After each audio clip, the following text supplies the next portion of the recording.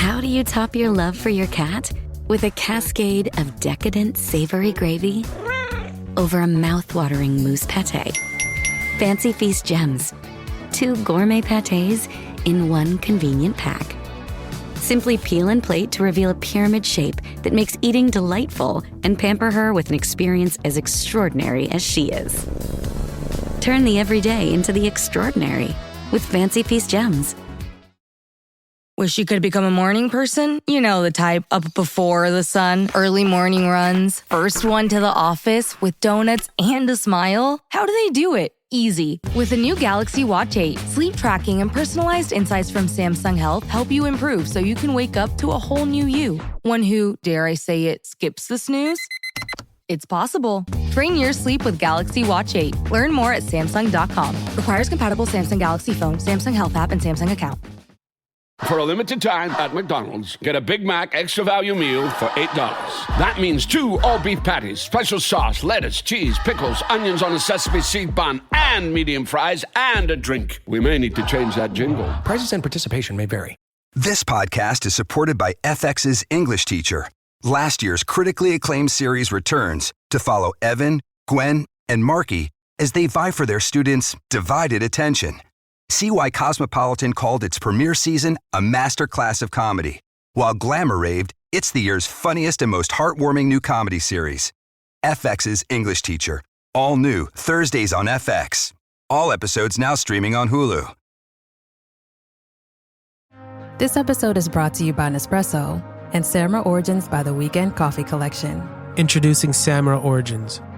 My collaboration with Nespresso is a connection to my roots, to my mother, Samra. Coffee that hits the right notes. It transports you. Crafted with unique notes and bold soaring flavors. Experience a taste that moves you. Nespresso and Samra Origins. Discover more at Nespresso.com. Tom, if you could eat dinner with anyone, who would you eat with? Ooh, good question. Greg Popovich, coach of the Spurs. Like, whatever I'm drinking that night is going to be fantastic, and that's going to lubricate some really good stories. I'd always like to eat with Padma. Richard Blaze would be a lot of fun, and I think the other one I'd like to have dinner with is Guy Fieri. What about you? I'm going way back. Why not the Buddha? Siddhartha Gautama himself. Like, you know he's got a big appetite because everywhere around the world where there is, a shrine to him, there is like cookies and stuff. Look at that figure. And I mean, I don't think we'd be eating a lot of meat, which would be one issue, but,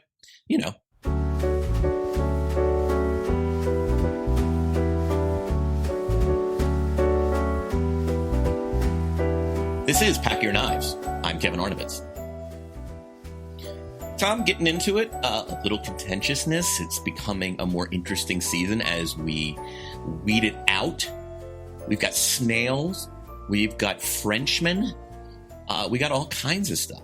We have a double elimination here, Kevin. This is a weighty quick fire, and we say goodbye to 2 chefs this episode. We also see a preview for next episode where Tom Colicchio is spitting out some food, and I vaguely remember this, but it seems like we're reaching. We've weeded out some of the contestants here, and I just think at this stage of the game, we're seeing the creme de la creme. We're seeing that the Voltaggio brothers, Kevin Gillespie, and Jen Carroll have really separated themselves, and this episode I think showed just as much. Yeah, for me, this episode really posed the grand question of casting of Top Chef. There's something obviously to be said about watching amazing chefs, like world-class, top 3 finisher quality chefs square off in an all-star season, right? We saw this most recently in season 17, and that's great. I also wonder for sheer television if it's not better to have a crop at the top, but also have and I don't want to knock this chef, less experienced, maybe less skills that are less conducive to this particular game. But in some ways, their disaster in the kitchen does produce better moments. I think we all watch competition shows with a little bit of schadenfreude. I think it's just part of I mean, you go and you root for a team and you root against the other team, or you just kind of want to see what materializes. And it's sort of, looking back at season 6 and watching it informed by the idea that it's Tom's favorite, that it's, I think it was the award winner. Among junkies, it is considered one of the best, if not the best season. And watching some of the chefs struggle, is that struggle necessary for, perfect entertainment? Or is it better when we just sit there mouth agape, marveling at every single contestant? Rarely is there a screw up. Really good dishes go home. I mean, I think this is one of the definitive questions. Well, I think I stumbled upon something that I didn't realize existed, which is Tom Colicchio did a blog during this season. And some of the posts are still archived. And so I found a post from Tom about this episode, and it actually talks about some of the casting for this season that I found particularly interesting. The first thing he noted is, I get it. The first 4 contestants that went home were not men. And people, I guess, at that time were very upset about this, or at least he probably got a couple emails, and Twitter wasn't in existence at this point, or social media really wasn't on fire at this point. So I don't know how he would have gotten the criticism at that point, but maybe the websites or people who are recapping the show, whether it was food sites, whatnot, were like, hey, we saw Jesse, Preeti, Jen, Z eliminated, and also Eve eliminated, and not one of them were men. And he talked about the fact that in the restaurant industry, there is systemic inequities that make men have higher positions, or there are more chefs in the restaurant world than there are women chefs. And so Tom said, we always have an equal amount on both sides there, and trying to make sure that, there's not 15 dudes on the show and 2 women. Every year they have an equal amount. And this year, he said, with Hector going home, we'll talk about this later, that was the first male who went home. And he said, look, we judge every dish on its own merit. And it's just a numbers game, is that the talent pool that we get at Top Chef, the casting directors get far more male chefs being submitted to the Top Chef applicant pool. And therefore, just a higher level of talent are brought in just by sheer statistics. So I thought that was interesting. But we know, after watching several years of Top Chef, women kick ass on this show. And so I think this is just a little small sample size theater where it just so happened that none of the men went home in the first 4 episodes. And here we see, Tom addressing it in his blog post on bravo.com. And I thought that was interesting. What are your thoughts on that? One thing I've always wanted to see, and I don't know, and I have to jog my memory, tell me if I'm missing. I'd love to see one elimination challenge in a future season be blind. In other words, just have servers come out with the dishes, 2 at a time, set them down. There's a written little blurb from each dish, from each chef about their dish. I'd like it to be earlier in the season, before Tom and Padma, who obviously are really good at this, can probably identify. I mean, a Brian Beltaggio dish when you see it, right? Yeah. I mean, and that would be a really interesting experiment. For years, Lincoln Center, or was it the Met? I forget, but in New York, always did blind auditions. And the idea is to create more equitability at a time when, I think the people judging the potential musicians looked and had the same experiences as many of the auditioners, right, and what may be prone to, being more selective with women, with people of color.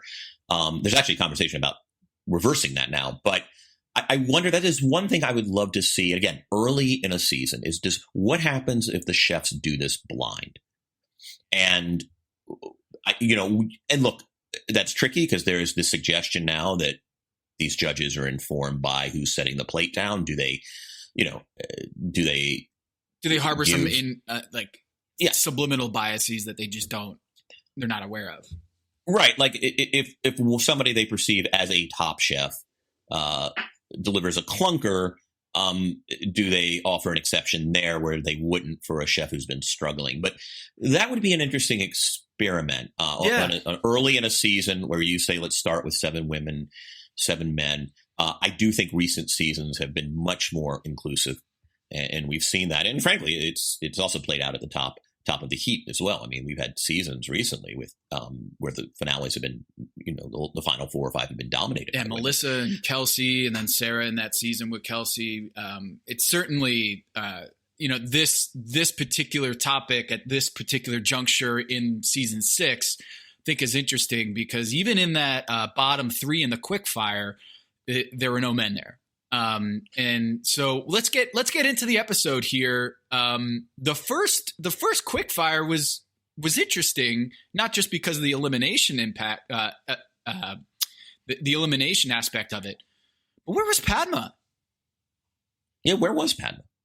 You know what? It's so funny you say that. I haven't really thought about it. Isn't she the quickfire queen? Were they less rigid with that? I mean, I can't. I mean, so long ago. Was it a regular thing where Tom would maybe step in? Now that I think about it, I can't.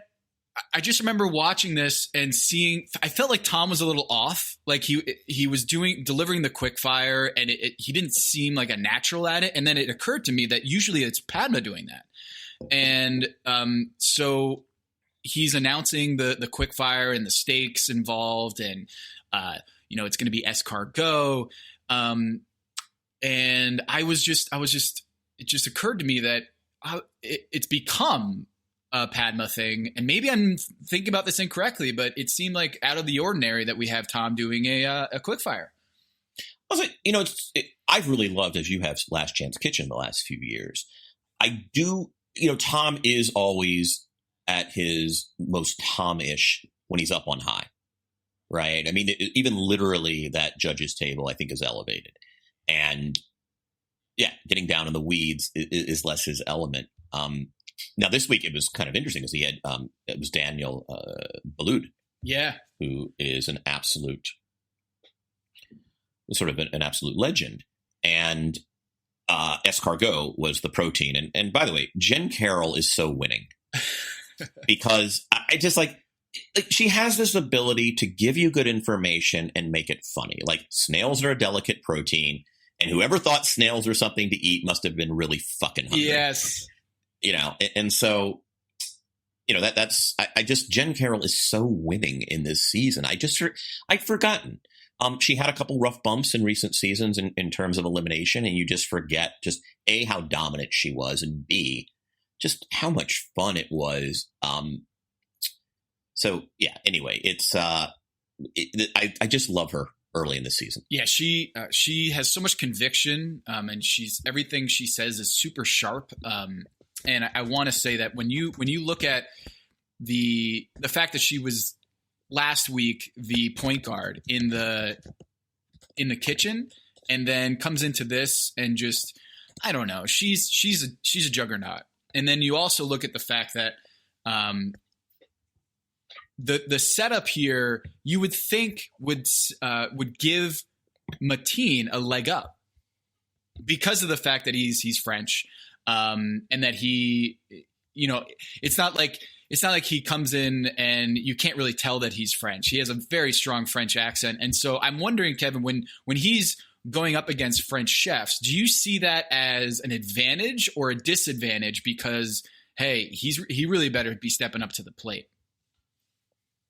I mean, I guess in terms of expectation, it's a disadvantage. But at the same time, I would imagine a French chef has been schooled in traditional French cooking. And I mean, you would think it's an advantage. Yeah. And Mateen, look, I don't know much about escargot. He says he grew up on escargot, which sure. I can't remember the first time I ever had escargot, but it was basically, I really liked it because it was smothered in garlic and butter, right? Like, I think people like escargot because it's just a butter bomb, right? And in Tom Colicchio's blog post, he mentioned that what didn't make the air, Kevin, is that they told the chefs on the show, please don't do a garlic butter sauce. Like, think of something more inventive, think outside the box, and do something that isn't necessarily your classic escargot with in those little cups with butter and garlic. So I think that's the issue, that one of the things when you're looking at a Top Chef challenge, you're immediately going to escargot garlic butter sauce. We didn't see too much of that in this, and I appreciate it. And this is why I think Isabella was on top, or in the top 3. You know what? He essentially did that. It was a garlic puree, a little ouzo broth, just to kind of, give it a little bit of a personal signature. And, Jen did grilled ramps. It was funny. This was the actual challenge wasn't to do escargot. There's always a subtext to the challenge. And this challenge was, don't make it fancy. Like, just, generally keep it simple. I mean, I think Kevin was probably the one departure from that, because he did his fricassee with a candied bacon jam. By the way, as on brand as a quick fire dish can be. Like yes. Kevin Gillespie doing a fricassee of snails with candied bacon jam. Bless his heart. I mean, it's just, and then the ones who, failed were, bagels and lox, which was very weird because I looked at that dish and I couldn't see the bagels and loxness as somebody who was like, I was nursed on bagels and lox. Like that is, and then you had, Jesse with the escargot LT, the BLT. Like there's a theme here, which is, don't make a sandwich out of escargot. And finally, Ashley, who just had a really difficult week. Perhaps hers was too simple, kind of the mirepoix soup with escargot and a salad. There was something a little sad about that dish. And those were the 3 bottoms. But that was actually the actual challenge is, let's see how restrained you can be without trying. You're going to try to be, your instinct is going to be creative with this, frankly, for as much, and I think Jen Carroll essentially said this, is for as much as, it's exotic, escargot. It's like a gumdrop that doesn't taste like anything. Like it is a delivery system for garlic and butter, as you said. Kevin, they, another thing, like this Colicchio blog is amazing. Said that they didn't have time to cook the escargot, the snails, because of the fact that it takes so long to cook snails correctly. So what they did is all the snails that they used were pre-cooked. And so their job was to essentially dress it up and make it a really good dish. It's already pre-cooked. And so that really made them have to think, like, what kind of dressing? I don't have to even think about cooking the snail. I just have to really think about the background to this dish. And Kevin Gillespie's bacon jam was so good that Tom went home after shooting that episode and started working on a bacon jam himself, because he loved that dish so much that he went to the workshop, went to the lab, and started working on his own bacon jam that could be inspired by Kevin Gillespie's dish. So it was, what I loved about this quickfire, Kevin, was that it was a Last Chance Kitchen. Maybe this was kind of the beginnings of Last Chance Kitchen, which was like, hey, you're voted, you could be voted off here, but you're going to get another shot. What you're going to do is do a dish that is an amuse-bouche and come back, and that's going to be what sends you, what's going to decide whether you stay or go. And I kind of loved that. Was that we kind of saw the embryonic stages of Last Chance Kitchen here. I didn't even think about that. That's totally true. Also, it was interesting. Again, one of the things I love about watching this old season is just picking up the culinary trends of that moment. Gooseberries is everywhere, right? Like there was that sort of gooseberry moment in the late aughts. You start seeing yuzu being utilized in a very both specific and general way. And it was kind of the amuse-bouches were a bit underwhelming. I guess they only had 20 minutes. And again, I'm still amazed at what these chefs can do in 20 minutes. I was concerned for Ashley just because it didn't really look like an amuse. It just looked like a very small version of a full plate. Amuse to me is always like this one bite. Right? One bite. It comes in a little comes in a little shot glass, or it just is, you can pick it up with your fingers. And you know, Ashley's, her foie gras was sort of with pineapple was just like, it was a real dish, an actual appetizer that was reduced in size, whereas Jesse's tuna tartare, which she went home with a fried quail leg, which actually looked really good. It looked awesome, it looked Kevin. really I was like, man, if that was an Instagram post, it would win. I feel like it was a beautiful crafted dish, and I saw that and I said, oh, she's not going home. Yeah, I mean, so I'm actually someone. This will sound like an expression of self-regard. Is I don't like to see the chefs suffer. Like, I don't watch with any Schadenfreude unless somebody's a real asshole and you know, and they get what's coming. But it has been so sad to watch Jesse just since that first quick fire, just ever since then, the self-doubt, and I have just a great deal of empathy for her, but it's just not something you see much anymore. Occasionally you have self-deprecation. We saw it with Stephanie, little self-doubt. Wow, I'm up against really accomplished chefs, but like it was almost a mercy killing because she has been just so dejected, and again, not something you see on current seasons nearly as much. No, and maybe we're just recency bias coming off of the Top Chef All-Stars, but there's so much more confidence in that season because they're much more accomplished, right? And they've already done the show. Whereas Jessie, you could even see the tears in her eyes as she's in the bottom three again because she's been there before many times. And Jessie, right now, I checked this. Where are they now?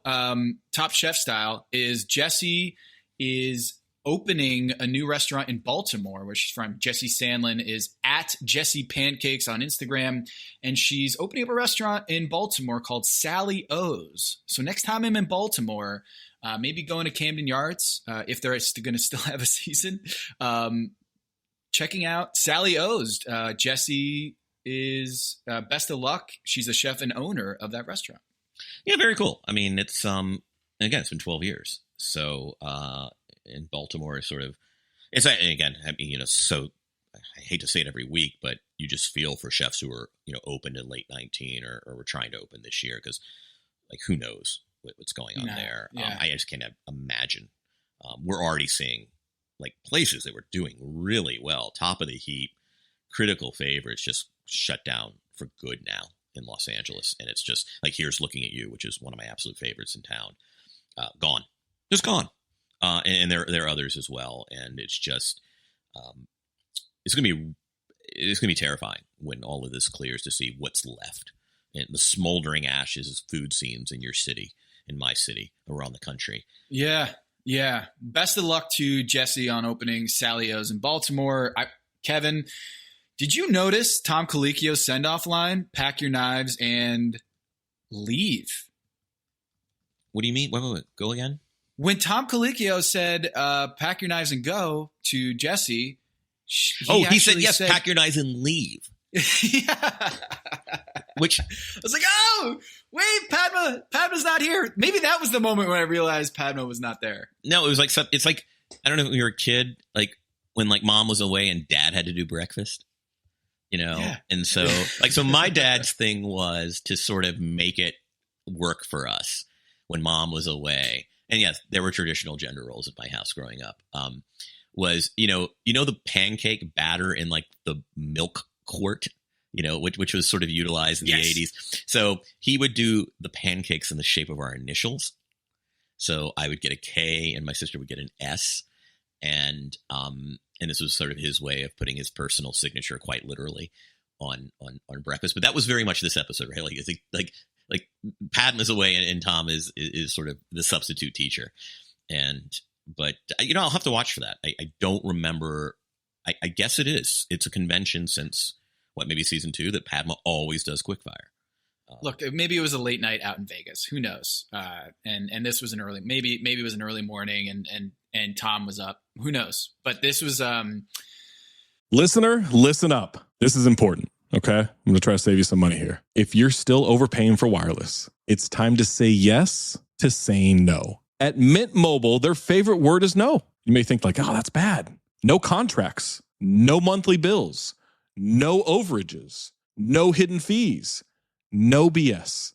Here's why I said yes to making the switch and getting premium wireless for $15 a month.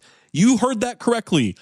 $15 per month. Ditch overpriced wireless and the jaw-dropping monthly bills. And of course, there are all these hidden fees and stuff, but at Mint Mobile, plans start at $15 per month. All the plans come with high-speed data, unlimited talk and text. You're not doing like weekend and nighttime minutes or anything like that. And it's delivered on the nation's largest 5G network. Use your own phone. Don't have to get a new phone. Use your own phone with any Mint Mobile plan and bring your phone number along with all of your existing contacts. I switched months ago. People have asked, did you actually switch? Yes, I actually switched months ago, and I don't know what to do with all this extra money. I've cheated the system here. I've rigged something. This is an Ocean's 11 situation where I'm stealing wireless from Mint. That's how good a deal it is. Ready to say yes to saying no? Make the switch at mintmobile.com/dings. That's DINGS. That's mintmobile.com/dings. Upfront payment of $45 required, equivalent to $15 per month. Limited time new customer offer for first 3 months only. Speeds may slow above 35 gigabytes on unlimited plan. Taxes and fees extra. See Mint Mobile for details. Hello, listener. It's producer Maze here to talk to you about Kindred. Now, close your eyes like Owen Wilson during a job interview and imagine a way to travel that feels personal, comfortable, and connected without the price tags and the sterile feelings of hotels or short-term rentals. Now open your eyes and stop using your imagination because Kindred has made it very real. That's exactly what they do. Kindred is a members-only home swapping network. It's not a hotel. It's not a short-term rental. It's a smarter way to travel where each stay feels like home. Here's how it works. With Kindred, your home is your ticket. You earn credits by hosting fellow Kindred members, and then you use those credits to stay in over 220,000 homes in more than 100 cities worldwide. There are no hotel costs or rental fees, just the credits that you've earned. Every stay comes with white glove service, 24/7 trip support, and $100,000 in host protection. Make it easier for you to travel and enjoy yourself and not worry about details. I've used Kindred and I found an amazing home for a weekend getaway in an idyllic location with amazing views and great ambiance. It had everything I needed. And the best part was, it cost me $0. So apply now at livekindred.com and use code DINGS to join for free. Plus, you'll earn 5 nights of travel credit just for signing up. That's right, that's 5 whole nights for free at livekindred, KINDRED.com, code DINGS, DINGS, livekindred.com, code DINGS. Hello, listener. It's producer Maze here to talk to you about Quince and their cookware. Cooler nights mean cozy meals at home, and Quince's cookware has made fall cooking so much more enjoyable. Their pieces deliver the quality and performance of luxury brands, but at a price that makes sense. And they look gorgeous on the stovetop, too. No matter what item you need to complete your kitchen, Quince has you covered. With 5-ply stainless steel pots and pans, nonstick skillets, chef-quality knives, and even ceramic bakeware, which is perfect for cozy casseroles or Sunday roasts. And when you look at these prices, you might think, how is Quince doing this? How do they deliver high-quality items similar to high-end brands that are half the price? Well, let me tell you, they partner directly with ethical top-tier factories to cut out the middlemen and pass the savings on to you. And it's not just cookware. I got myself some bath sheets. That's right. When you're a tall man, you have to use bath sheets, not bath towels from Quince. It's like drying off with a cloud. It's incredible. Upgrade your kitchen for cozy fall meals with premium cookware from Quince. Go to quince.com/dings for free shipping on your order and 365-day returns. That's QUINCE.com/dings, DINGS, to get free shipping and 365-day returns. Quince.com/dings. This episode is brought to you by 20th Century Studios' new film, Springsteen, Deliver Me From Nowhere, starring Golden Globe winner Jeremy Allen White and Academy Award nominee Jeremy Strong. Scott Cooper, the director of the Academy Award-winning movie Crazy Heart, brings you the story of the most pivotal chapter in the life of an icon. Springsteen, Deliver Me From Nowhere. Only in theaters October 24th. Get your tickets now. The family that vacations together stays together. At least, that was the plan. Except now, the dastardly desk clerk is saying he can't confirm your connecting rooms. Wait, what? That's right, ma'am. You have rooms 201 and 709. No, we cannot be 5 floors away from our kids. The doors have double locks. They'll be fine. When you want connecting rooms confirmed before you arrive, it matters where you stay. Welcome to Hilton. I see your connecting rooms are already confirmed. Hilton, for the stay. Big win for Kevin. Isabella and Jen Carroll also in the top. Kevin wins this. He doesn't get he gets immunity, but on top of that, what a pleasure that must have been. Not just the release of I don't have to compete and I can just take the night off, but you get to sit down with the best chefs in the world at your dinner table so early in the season. Yeah, I mean, so it was, Laurent Tarendel. It was Hubert Keller, who has an uncanny resemblance to Killer Bob. A reference that might predate you, Tom. Killer Bob was the villain on the first season of Twin Peaks. And the first season of Twin Peaks at the time was probably the most innovative television ever to appear on network TV. And he looked like Killer Bob. He just did. Who's just, was kind of freaky. And Joel Robuchon, who actually died a couple of years ago, but is considered just the godfather of kind of modern French cuisine, taking the traditional, in a sense, this was a very Robuchon challenge, which is take the traditional French dishes and put a twist on them, retain the authenticity of the dish, but give it your own voice. And, but yeah, Kevin sitting there, a 26-year-old Kevin Gillespie dining with this particular group is so awesome. It is vicarious living at its best, right? And you could, again, every once in a while on Top Chef, there's a moment where you can just revel in the sheer joy of one of the contestants. Yeah. And it was like, he didn't say a word on screen all night. Like he was just, which is what you do, right? I mean, you're sitting at the table of the legends. You just soak up. It's just an immersive experience. And that was really cool. I was really happy. Little child there. He was just so giddy. It was like watching someone meet their favorite baseball player as a kid. It was so cool to watch. And I had read that Kevin Bravo had to buy a suit for him because they don't bring suits to this show. It's Top Chef. They don't bring a full blown suit. So they went out and bought him a suit, and he has to sit down with this just Hall of Fame lineup. And I'm not particularly steeped in French cooking, Kevin. So I had to learn a little bit about the different techniques here. Which one of the techniques were you most excited about, or the sauces for this episode? I mean, I think like the rabbit with chasseur, just because I never heard of that. I mean, now I know, like when they said the chasseur is basically a brown sauce with demi-glace.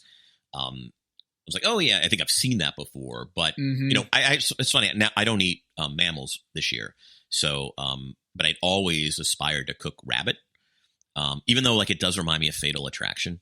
It's just like there is something a little bit off about cooking rabbit. It just seems like they're really cute in a way that cows aren't, or elk, or any of the other sort of non-conventional proteins. But I was kind of excited also because it was Jen and Mike Voltaggio. Oh man, like major. It was funny to see. I mean, most of the dishes did have an obvious pairing, like Chateaubriand and peppercorn. Obviously, you're going there. Lobster and lobster sauce. Then there were sort of some interesting. I mean, I think you could argue that the poisson could have gone with that chasseur, and you could have switched it up, rabbit with velouté or whatever, but. I was sort of excited. Also, I wanted to see what Ron would do with frog legs, which actually the restaurant aforementioned, Here's Looking at You, which I love, that's closing in Los Angeles, did a XO sauce frog leg, which is one of their better dishes. So, it was just going to be interesting to see. I wanted to see kind of what Mateen would do, just because it's a home game for him, at least theoretically. And yeah, I mean, it's an interesting challenge. It's one of my favorite challenges because it's like, hey, take the classics. There are these parameters, but you got to put a personal signature on it, which is actually harder than just bringing one of your dishes from home. Because let's face it, we've talked about it with contestants. A lot of times, they've sort of have their mental catalog. They know what they're going to if given the chance to have, a moment of personal expression in the kitchen. And this was, no. This is what you're doing. And now, within these confines, do the personal challenge. I love watching Michael Voltaggio work. Because he's got in the interviews, he's got like his backwards hat, and he just kind of looks like a Linkin Park groupie. He just looks like he when he talks shit, and he's but then when you get him doing food, or when you get him in the kitchen, he is a machine. And when he's deconstructing that rabbit and just with the hacks, just boom, boom, boom, he was on another level. And I just respect the hell out of Michael Voltaggio, because everything he puts out, it looks like he's been thinking about this dish and he's been getting that elimination challenge or whatever challenge it was for years. That he has gotten like the cheat code of how to make this dish. And watching him and Jen, it's like they've been Tony Parker and Tim Duncan running the pick and roll forever. Yeah, they had such an appealing intensity. There are different brands of intensity on a reality competition show. There is intensity that manifests itself in sheer freneticism, like chicken without a head. There is intensity that can be really aggressive toward others. I talk, you listen. And then there was this appealing brand of intensity with the two of them. And we're going to talk about this a lot on the show, but I do feel like this was the moment in the course of the series where a new ceiling was set. Like Michael Voltaggio set the standard for championship. It's just there was a new baseline after season 6, and I wonder if that when people like Colicchio talk about the season as being just crucial, pivotal, and seminal in the overall success of the show, I wonder if that's sort of part of it, which is, okay, this is for real. Like, look at this guy play. I mean, again, like Jordan, somebody who comes on the scene, not just is better than anyone who came before them, but redefines the terms and standards of the game itself. I also love Jen working with him, right? Like, he's hacking that rabbit. She's going to do the demi-glace. It's, and by the way, and she was so respectfully deferential, but also was going to was an equal contributor in the overall success. I just had forgotten how appealing Jen's intensity was. It's one of my favorite things about this season. Yeah, and then also Mike's brother, Brian, with the béarnaise sauce. This was such a classic Brian dish, right? It is like the most Brian-looking dish ever. Like, they cure the trout. It's this beautifully cut. And Isabella, give him credit. I mean, he kind of played a Brian game, which is let's deconstruct the béarnaise. And by the way, like, how do you? I mean, my first impression was, how the hell? What? It's eggs and butter. Like, what are you going to do? Put a hard-boiled egg and like just a pat of butter? Like, how do you even deconstruct this? And they did the raw egg yolk. Like, that to me, in some ways, like, my sense was the rabbit was the best tasting dish. I was most impressed in terms of interpretation with the trout and béarnaise. Again, just like Michael's dish, Brian's dish looks like the most Brian dish you can ever see. Just these small, shapely components on the dish. Like, I love looking, it was such a, the simple becomes exceptional. That was the point of the challenge, and he did it. Yes. And I had to look this up. The difference between a béarnaise and a hollandaise sauce. Okay. So a béarnaise sauce is, I mean, both of them, you're emulsifying butter and egg yolks and you mix in some acidity. In a béarnaise sauce, all right, in a hollandaise sauce, which is more classic, it came before a béarnaise. A hollandaise, you throw in lemon juice. In a béarnaise, you actually use white wine vinegar, throw in some fresh herbs, and some shallots. So that's the difference between a béarnaise and a hollandaise. And apparently, Brian had to walk Isabella through that and just like, no, this is how a béarnaise is done. And so even though he came up with the cured trout, and I think he sous vide it, And the technique is, instead of just sous vide a fillet of trout, which would just turn it into mush, he cured it beforehand, which injects some more flavors and actually keeps it together. So it cooks it a little bit more before you throw in the sous vide. And just the technique and the conception, like conceiving that dish. Oh my God, what an amazing job by Brian. And I had to ask you, Kevin, about this, because I don't know if this is cheating, but there does seem a little bit of a shortcut element to what happened to Hector, and also with Brian. Where do you fall on using like a machine to cook food and just setting it and forgetting it, to use that infomercial? Yeah, I kind of felt for this team, and for the sole reason that it's really hard to cook in ovens and machines that aren't yours. Like, so something I've learned about my oven, which I bought in 2017, it runs hot, right? If it calls for 400, I'm going 385, right? And because I overcooked enough in that oven, where it's like, what the fuck? Like, I'm, it's pretty cut and dry. Like, I'm to put this, chop in for X amount, and so, like, the thing with Hector is, it was one of those, well, what the fuck are we supposed to do? And you saw that consternation in his face. Like, I know how to do this, man. The thing's not cooked. Like, what am I supposed to fucking do? If I take it out too early, it's going to be too rare, and because you need to rest it. If I take it out too late, it's not going to have enough time to rest, and it's going to lose its juices, right? And so, like, they're up there beating the shit out of him on the chopping block, right? Like, he's up there on the chopping block, and so are Ashley and my team for their poussin with velouté, which, like, Mateen just totally bricked. But I'm up there, and Gail is sitting there saying, "You hacked my meat to death," and you could see him, like, I had 2 minutes to cut 14 slices. Bless his heart, Kevin. Hector was so noble, and he was. I just want to give him a big hug. Yeah, and it's like, and by the way, the chefs who were judging him were correct, right? Like, Chateaubriand was the easiest of the 6 proteins to work with. I mean, you saw it. All it takes is, a pretty good roast, and I just felt for him, because, like, what are you, like, that oven clearly is not the oven he's accustomed to working on. Who knew that it was going to run cooler, the way mine runs hotter? And I don't know that there's anything else you can do.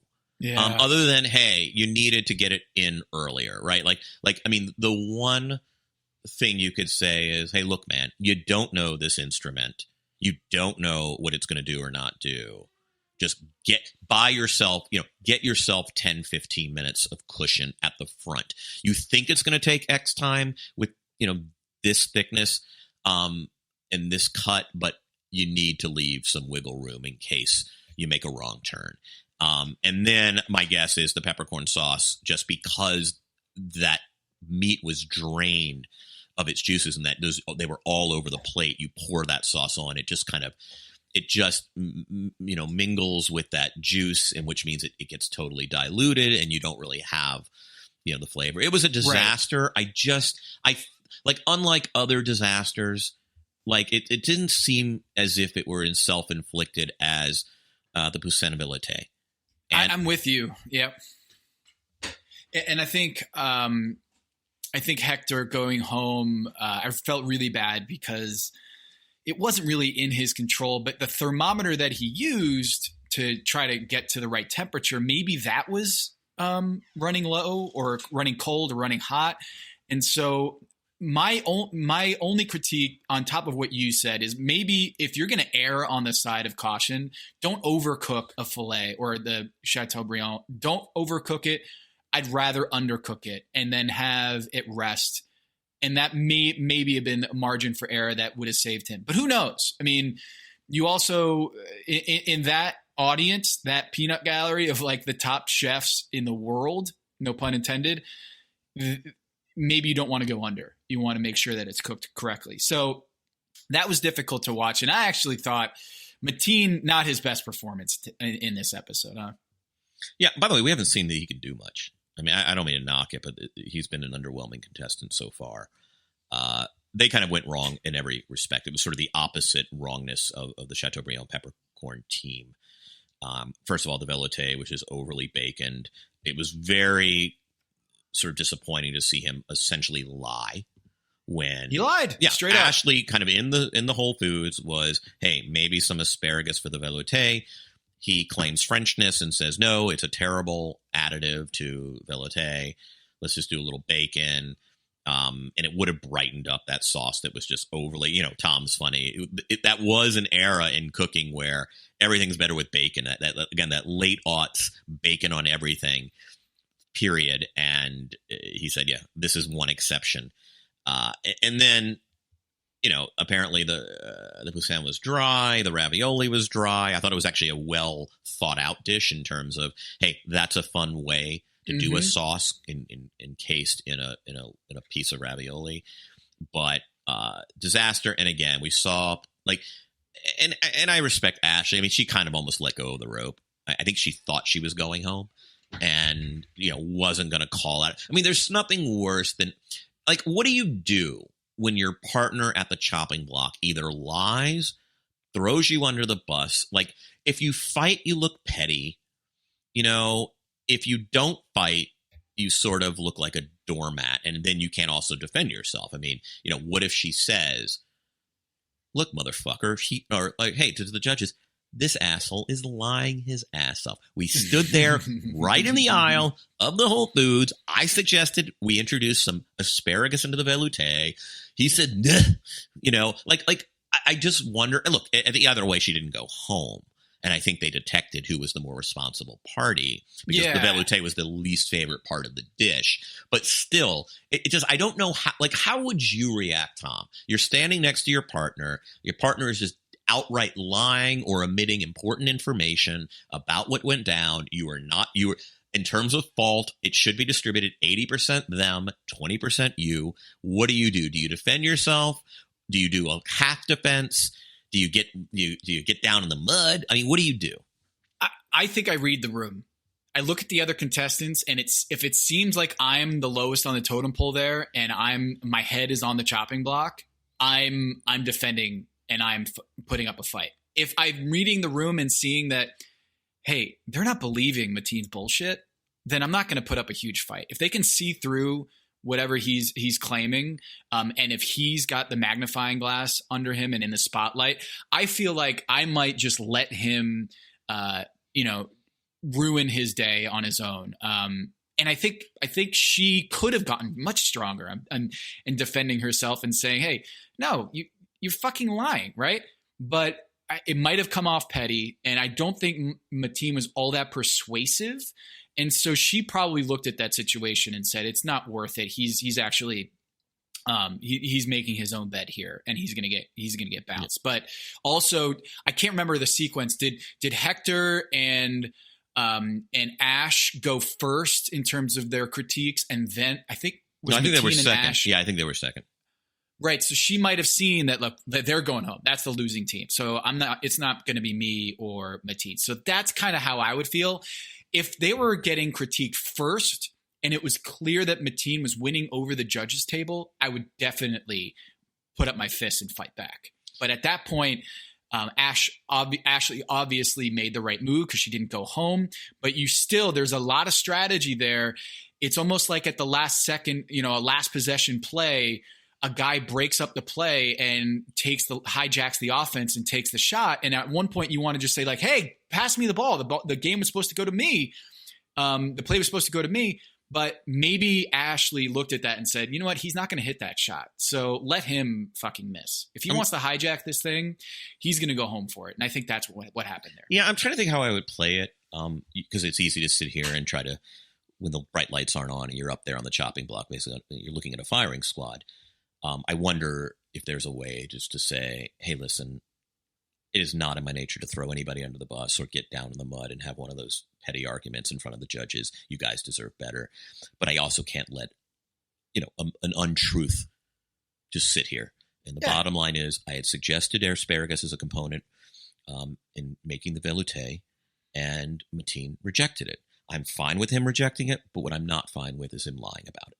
And I wonder if you say it like that. And again, it's very easy for me to sit here and script it when you're, up there sweating bullets and you're looking at, your Top Chef death. But by the way, one of the funnier things is like and you've talked about it in previous episodes, and it'll probably lessen over the next few weeks just because there are fewer contestants. But like, there were people whose quickfire we didn't even see. Like, we saw Ron put down his dish in the quickfire, and then we never heard him talk about it. We never heard them talk about it. Oh, yeah. Which my interpretation was it was squarely in the middle, right? Yeah. His frog legs. I really felt for Ron in this dish. He talked about. I'm thinking of the Haitian rebellion of the early 1800s, and just how jobbed Haiti was by France during colonial times. And they were vicious. And actually, there's some wonderful stories of sort of Haitian rebellion and their military leaders and the fight for independence. But he's stuck with this protein. And, he's cooking for these colonialists and he did okay. And I was happy to see them acknowledge. I think, and again, I've never cooked with frog legs. That pretext, it didn't occur to me. So I'm glad you brought that up. Yeah. And, I was happy to see the judges at least acknowledge that, and again, I've never cooked with it, but that frog legs are really difficult. And they didn't do poorly, but also didn't do well. They were complimented for their conception of the dish. And I was glad to see they were spared. Finishing in the third, fourth range with Eli and Lorene in their lobster dish. And a nice job by Magical Elves here. I thought that Robin in the opening, when she was talking about like, I want to show up for the girls because 3 girls have been sent home. I was like, uh-oh. This is not looking good. And then they showed how much discord there was between Ron and her trying to figure out at Whole Foods what they were going to do. And Ron was saying, I think if there was a contestant, no one would want to work with Robin because she's all over the place. I thought that this was Robin going home from the start. And so bravo, no pun intended. Magical Elves, well done there, because it totally duped me. I thought Robin was going to be on her way out. And instead it was Hector who, no handshakes. I don't know if this is something new, but you typically see like pack your knives and go. Thank you. Really, really appreciate being here. Appreciate everything. And then they go like handshake with the judges. To bid adieu. Not this time. They just kind of cut to Hector walking out. And I really felt bad for Hector on this one. He's an Atlanta chef, Kevin. So did you kind of look up anything on Hector? No, I didn't. I knew he was an Atlantic chef. I don't know that his place is still running. Did you do a Where Are They Now? Yes, I did, Kevin. So he is he's doing like a pop-up right now called El Burro Pollo. Which is in the Ponce City Market. Oh, Ponce City Market is great. My sister lives like a third of the mile from there. It's where we walk from her house. Just it's a wonderful. They have a food hall. It's in an old, I believe it's in like the old Sears, like big warehousey thing where they retrofitted for that. And Ponce City Market is wonderful. And that's good to know. I will check it because I am always at Ponce City Market when I go home. Poor guy, I'm seeing here that the story about the opening is March 13th. So we're talking about 5 days before the shutdown. Man, these chefs, I can't imagine. It's just awful. Some closing thoughts, Tom? Can't wait for next week. We have the desert heat. They have to cook outside. Vaguely remember this. Vaguely remember Tom spitting out a dish. You know what? We should start bringing on some of the chefs here, Kevin, we really should. Because some of these scenes, in retrospect, I bet they have some stories to tell. And also, given that we're removed 12 years, I suspect they're okay telling them. Yeah. The statute of limitations is over by now. So one quote stuck out to me this episode from Gail saying, "I don't think we could have had this good of a meal this early in any season than this season." And Gail is right. These chefs, the French chefs coming in this early in a season is a huge risk for Top Chef because it could have been a disaster. This early in the season, you really haven't weeded out too many of the chefs. And so it could be almost a disrespectful meal for these traditional French giants, right? But in this season, with the juggernauts that we have here, it seemed like they were extremely pleased with what they put up today. My closing thought is some reading recommendations. It's a piece that actually has been around for a few weeks now, but Matt Golding, who's a wonderful food writer, one of the founders of Roads and Kingdom, which is like I think he co-founded with Anthony Bourdain. If you are somebody who loves food and travel as a means of eating and eating as a means of traveling, it's a wonderful publication online.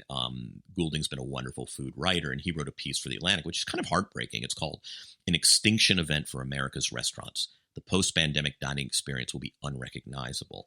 He does it in the format of almost a diary, where he kind of looks ahead, like what might my eating experience be in the summer of 2020? What might it be like in 2021? And what's great about the piece is he talks about the place of the restaurant in the urban experience of the 21st century. Tom, you and I have had so many like wonderful evenings at restaurants. It is a place where you convene with the people you love. It is, to a certain extent, you often define your neighborhood by its restaurant offerings. Yep. You can chart a neighborhood's character by its restaurant offerings. And by the way, that's whether or not it is the, in my neighborhood, the burrito place that's been there 80 years, or it's, a new place where young chefs have tried to make a foothold in an expensive market. And it's a heartbreaking, thought-provoking piece. It's really about what this might all be like. Are we entering a world where when you and I go to dinner next, the server's wearing a mask? Where, he imagines a moment where the bartender coughs and the entire restaurant sort of like, ears prick up, and then there's this moment of tension before you return to your meal.